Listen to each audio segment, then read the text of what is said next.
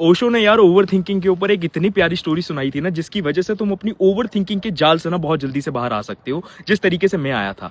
ओशो कहते हैं यार, एक बार ना एक ट्रेन में दो लोग जा रहे होते हैं जो एक दूसरे के सामने बैठे हुए होते हैं। अब जो एक इंसान होता है ना, वो थोड़ा सा भूरा होता है, और गौर करने की बात यह है कि ना उसके हाथ में एक गोल्डन कलर की घड़ी होती है। और जो उसके सामने वाला इंसान होता है ना, तो वो बहुत एक यंग लड़का होता है जो कॉलेज के लिए जा रहा होता है। तो उस लड़के के पास ना घड़ी नहीं होती है, अब उसको ना टाइम जानना होता है। तो ना वो सामने बैठे हुए उस बूढ़े इंसान से बोलता है कि अंकल, क्या आप मुझे टाइम बताएंगे? तो जो बूढ़ा आदमी होता है ना, वो उसको एक बारी देखता है और उसको ये चीज ऑब्जर्व होती है कि यार इस लड़के के पास ना घड़ी नहीं है। तो वो क्या करता है, उसे ना इग्नोर कर देता है, उसे कोई भी जवाब नहीं देता है। अब लड़का थोड़ा सा परेशान हो जाता है, लड़के को लगता है यार कि शायद से ना अंकल ने मेरी बात नहीं सुनी हुई है, तो मैं फिर से पूछ लेता हूँ। तो वो बोलता है, अंकल क्या आप मेरे को टाइम बताएंगे? तो वो इंसान क्या बोलता है कि ना उसको देखकर वो फिर से उसको इग्नोर कर देता है। अब इस बार लड़के को बहुत ज्यादा गुस्सा आता है। लड़का बोलता है यार कि अंकल को तो मेरी आवाज भी बहुत अच्छे तरीके से सुनाई दी, लेकिन फिर भी ये मुझे इग्नोर क्यों कर रहे हैं? तो वो पूछता है कि अंकल आपके पास घड़ी भी है, आपको मेरी बातें भी सुनाई दे रही है, लेकिन फिर भी आप मुझे जवाब क्यों नहीं दे रहे हैं?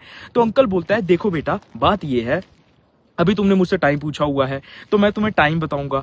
टाइम जानने के बाद तुम बोलोगे थैंक यू, मैं बोलूंगा कोई बात नहीं।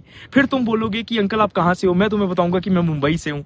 और तुम बोलोगे अच्छा मैं भी मुंबई से हूँ। फिर तुम बोलोगे यार कि अंकल आप कहाँ पर रहते हो, मैं तुम्हें बताऊंगा कि मैं मुंबई के उस शहर में रहता हूँ। तो कहीं ना कहीं पर तुम भी शायद से उसी एरिया से निकल सकते हो। फिर अगर हमारी दोस्ती अच्छी हो गई, तो दोस्ती के नाते क्या पता तुम कभी कभी मेरे घर पे खाना खाने के लिए भी आ जाओ। अब मेरी ही बेटी है जो तुम्हारी ही उम्र की है, और मैं नहीं चाहता यार कि तुम उसी की उम्र के हो और मेरे घर पे खाना खाते खाते तुम्हारी भी दोस्ती बन जाए। अब अगर तुम्हारी दोस्ती इतनी ज्यादा अच्छी हो गई है, तो क्या पता तुम्हारा चक्कर चलना भी स्टार्ट हो जाए। और अगर तुम्हारा चक्कर चल गया, तो क्या पता कि तुम उसको शादी के लिए घर से भगा कर ले जाओ। और मैं पहले ही बता देता हूँ, जिस लड़के के हाथ में घड़ी नहीं ना, जिसके पास घड़ी खरीदने के भी पैसे नहीं है, उसके साथ तो मैं अपनी बेटी का रिश्ता नहीं करूंगा।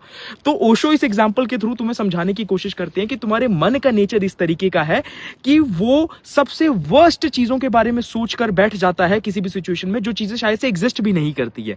और जब तुम्हारे पास ये सिंपल सी अवेयरनेस होती है ना कि तुम्हारे मन का ये खेल है, तो जब तुम ऑब्जर्वर बनकर अपने मन को देखना स्टार्ट कर देते हो ना, तो तुम्हारी ओवर थिंकिंग का जो लूप होता है, तुम उसको तोड़ना भी स्टार्ट कर पाते हो।